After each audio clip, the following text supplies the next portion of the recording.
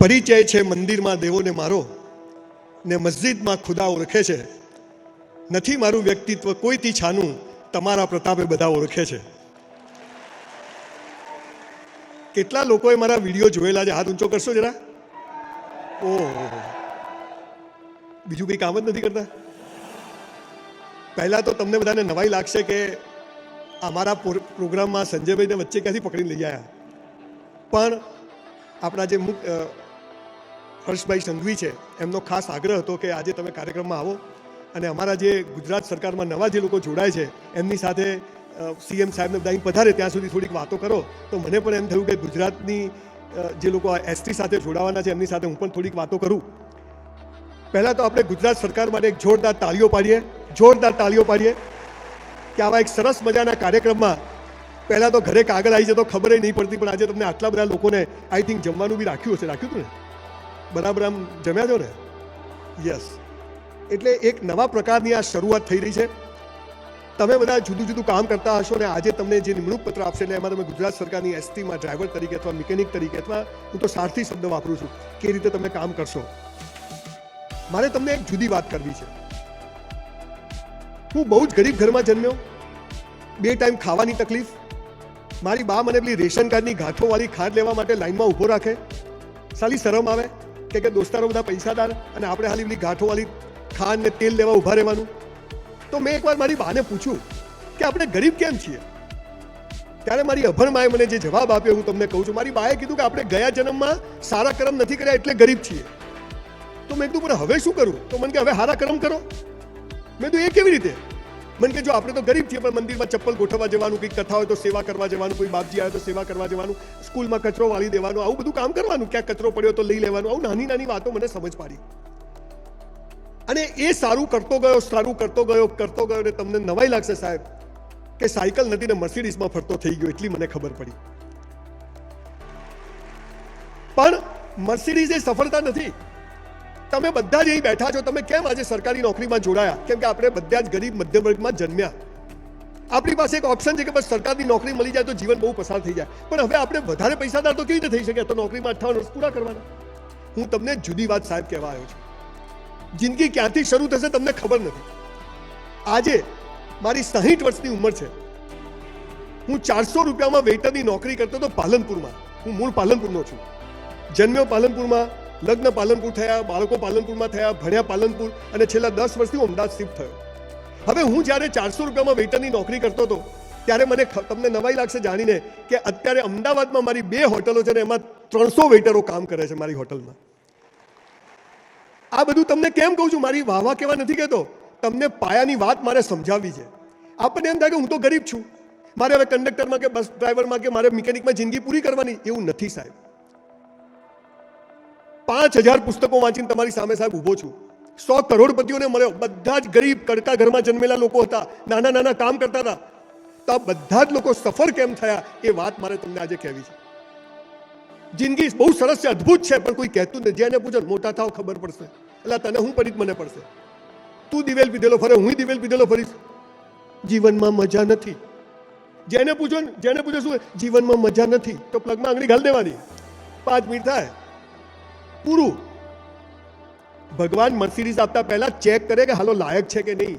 બંગલો આપતા પહેલા ચેક કરે કે લાયક છે કે નહીં. સારી ઓલાદ આપતા પહેલા ચેક કરે કે લાયક છે કે નહીં. તો આ લાયક તો બનવું પડે ને. તમે જુઓ, તમે અગ્નિ જોડે જાઓ ને તો ગરમી મફત મળે, ખબર છે? તમે બરફ જોડે જાઓ તો ઠંડક મફત મળે, તમે ફૂલ જોડે જાઓ તો સુગંધ મફત મળે. એમ તમે ઈશ્વર પાસે જાઓ તો આ સમૃદ્ધિ ને નામ બધું મળે. પણ આ નજીક કેમ જવું એ કોઈ કહેતું નથી. બધા કહે છે આગળ વધો, એટલે કેવો ભેતે માથું કૂટે, કેવો આગળ વધે. બધા કહે છે ધ્યેય ઊંચો રાખો, એટલે મંગલ પર ઘર બનાવજે. બાપાને બગીચો છે અહીંયા ગામમાં, બે ધાબાવાળું રૂમ નથી બનાવી શકતા. આજે હું તમને બધાને મારી જે વેદના છે, જે પીડા છે કહેવાયો છે. હું બહુ નાનો હતો, મારી બા અમને મારા મોસા લઈ જાય તો પાલનપુરથી સિદ્ધપુર આવવાનું બસમાં. પછી મારી બા છેડો, એનો હાડીનો છેડો બધો બોંધી રાખે. પછી મારી બા ભરેલીની એટલે બધાને પૂછવા જાય ભાઈ મંડાલી ખેરાલુ બસ કઈ જશે? તો સરસ પેલા ડ્રાઈવરોને કહે બેન આવી જાઓ, આમાં બેસી જાઓ. એ દ્રશ્ય મને આજે બી યાદ છે. કંડક્ટર પાસે ઉપરના છૂટા કે બેન રહેવા દો ને પછી આપજો. આ બધું મને યાદ છે. મૂળ વાત શું છે કે તમને એમ થાય કે અમે તો કેવી રીતે સારું કરી શકીએ કે અમારા બાળકો કે અમારો પરિવાર બહુ સુખી થઈ જાય, બહુ ખુશ થઈ શકે. 84 લાખ યોનિઓમાં જખ મારીએ ને ત્યારે એક મનુષ્ય જન્મ મળે જ સાહેબ. અને એમાંય બધા સ્પેર પાર્ટ ઓકે હોય ને તો લોટરી છે, લોટરી. સમજ પડી? અને તોય હું શું કરું? પ્લગમાં. અરે લા ભાઈ, આપણે તો બધા ગુજરાતીઓ છીએ. દેશ આઝાદ થયો ને ત્યારે 2 ગુજરાતી હતા, ખબર છે? પટેલ સાહેબ ને ગાંધી. અત્યારે પણ ખાસ 2 જણા છે આપણા, છે ને? મોદી સાહેબ ને શાહ સાહેબ. અને પછી એ 2 ગુજરાતી જશે, જોન રાખજો. ગુજરાતી એટલે રણમાં રેત વેચી આવે ને દરિયામાં પાણી વેચી આવે. એક ગુજરાતી દિવેલ પીધેલો હોય. હું શું કરું? હવે તો મોટા પ્લગ આ હાથ પહેરી જાય મોય. તમને બધાને આજે બહુ સરસ વાત કરવી છે. તમારો આજે પહેલો દિવસ છે. તમે આજે અહીંયા કંઈક, મારો એકચ્યુઅલી કોઈ રોલ નતો, પણ તો હર્ષભાઈને એમ થયું ને પછી સાહેબને કહ્યું ને સાહેબ કે ના સાહેબ તમે કલાક આવી જાઓ. હું બી અમદાવાદમાં હતો, મારે તમારા બધાના દર્શન કરવાનું લખ્યું હશે. કોક દાડો એસટી બેસ્ટી ચોક ઉભો ઊભી રાખજો પાછા ચોક હાઈવે પર. તમને એમ થાય કે અમારી પ્રગતિ કેવી રીતે થશે, અમારા બાળકો ભણશે કેવી રીતે, આટલો પગાર છે, આ છે, ઘણી બધી તકલીફો છે, ઘણી બધી મુસીબતો છે. હું અત્યારે ઘણીવાર ગામડામાં સેમિનારમાં જઉં, ડ્રાઈવરો આવતા હોય, બીડી પીતા હોય, મસાલા ખાતા હોય, ગમે ત્યાં ઊભી રાખીને થૂકતા હોય, પટ્ટોય પહેરેલો ના, આવું બધું જોઉં છું ઘણીવાર. આ બધા આવું કેમ કરે છે કે સાચી વાત ખબર નથી. હું તમને બધાને તમારા જીવનનો આજનો દિવસ યાદગાર રહી જાય એવું કામ કરવા માટે આવ્યો છું. મારા જેવા કેટલાય લોકો આવશે, બોલીને જતા રહેશે. બધા તમારા મગજની વાત કરશે, હું તમારા હૃદયની વાત કરું છું કે જિંદગી સાલી અહીંથી જીવાય. આની બહુ ઉપયોગ કર્યો ને એટલે બ્રેન સ્ટ્રોક આવવા માંડ્યા, હૃદયનો ઉપયોગ જ બંધ કર્યો એટલે હાર્ટ એટેક આવવા માંડ્યા. આનો ઉપયોગ જ નથી કરતા. હવે એક સામાન્ય મિકેનિક કે એક સામાન્ય ડ્રાઈવરનું કામ કરવાનો માણસ પ્રગતિ કેવી રીતે કરે છે, સુખી કેવી રીતે છોકરા થઈ શકે, આ વાત હું તમને કહેવા આવ્યો. કે મેં જે ગરીબી જોઈ છે તમે કોઈએ નહીં જોઈ હોય. ઘણા અત્યારે સોશિયલ મીડિયા, તમારા તો મર્સિડીઝ છે, એટલે ભાઈ 40 વર્ષ થયા, લેડીઝ સાયકલ 40 રૂપિયાની હતી, મધ્ય પંચર પડે તો ઉપાડી લઈને ફરતો કે પાછી સાલી ટ્યુબ ફાટી જાય તો 12 રૂપિયા લાવશું ક્યાંથી? એ દિવસો જોઈને અહીંયા પહોંચ્યો. પણ એ પ્રોસેસમાં મને જે સમજ પડી એ મારે તમારી જોડે શેર કરવી છે, જેથી કરીને તમે પણ એવું જીવન જીવવાની શરૂઆત કરો. કે નોકરી તો 8 કલાકની જ છે, તમને મળ્યા છે 24 કલાક. મોદી સાહેબને તમને ને મને મળ્યા છે 24 કલાક, પણ એનો કેવો ઉપયોગ કરો છો એની ઉપર તમે ઈશ્વરની નજીક પહોંચો છો. અને જુઓ, ધર્મરાજ, આપણા હિન્દુઓમાં એમ કહે છે કે ધર્મરાજ ચોપડા લખે છે, ખબર એવું કહે છે. ઇસ્લામમાં એમ કીધું કે તારા 2 ખભે 2 ફરિશ્તા છે, બધું લખે છે. આ તો કે ચાલુ રાખો. પેલા સીસીટીવી કેમેરાથી ડરે, પણ આપણા બાપના સીસીટીવી કેમેરા ઉપર ચાલુ છે, એનાથી કોઈ ડરતું. આપણને ગરીબ ઘરમાં જન્મ આપ્યો કેમ કે આપણે સારા કર્મ નથી કર્યા. તો હવે હું સારા કર્મ કરવાનું શરૂ કરીશ તો ભગવાનને પણ મને આપવું પડશે. મંદિરમાં માગ્યા વગર એ પાવર સાલો આપણો રહેતો નથી.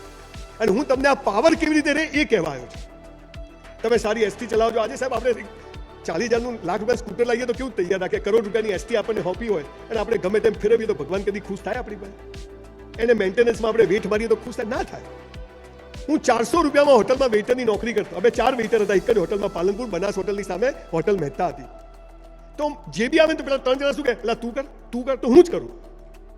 હું નાત જાતમાં માનતો નથી, જાતે બ્રાહ્મણ છું, પણ આ બ્રાહ્મણ કોણ કહેવાય? જે સમાજને દિશા બતાવે બ્રાહ્મણ. મારી આવી વ્યાખ્યા છે કે ગીતાનો 4થો અધ્યાય એનો 13મો શ્લોક, કૃષ્ણ ભગવાને એમ કહ્યું છે, મેં ધર્મને આધારે જાતિઓ નથી બનાવી, કર્મને આધારે જાતિઓ બનાવી છે.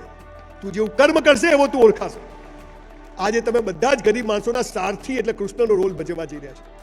એ કૃષ્ણનું રથનું પૈડું બગડે, આ ભાવ સાલો રહેતો નથી. અને પછી કે હવે છોડો ને, હવે ભાઈ તો ત્યાં જઈને ઊંઘવાનું જ છે ને, હેરો નોમ કરી લો. એમ કરતા કરતા ફરી પાછા એવા ખરાબ કર્મ કરીએ છીએ એટલે ફરી પાછી ગરીબ ઘરમાં જન્મ મળે છે. અને એટલે આ દેશમાં ગરીબી ઘણી ખરી વધતી કેમ જાય છે કે લોકો પોતે જે કરવાનું છે એ કરતા નથી. 60 કરોડ લોકોને મોદી સાહેબ ખવડાવે છે રેશન કાર્ડનું બધું. આપણા લગ્ન થઈ જાય છે, કેમ કર્યા ખબર નથી. હરી ઈચ્છા લાલીઓ આવી જાય છે વર્ષમાં. હવે હરી તો દર વર્ષે ઈચ્છા કરે.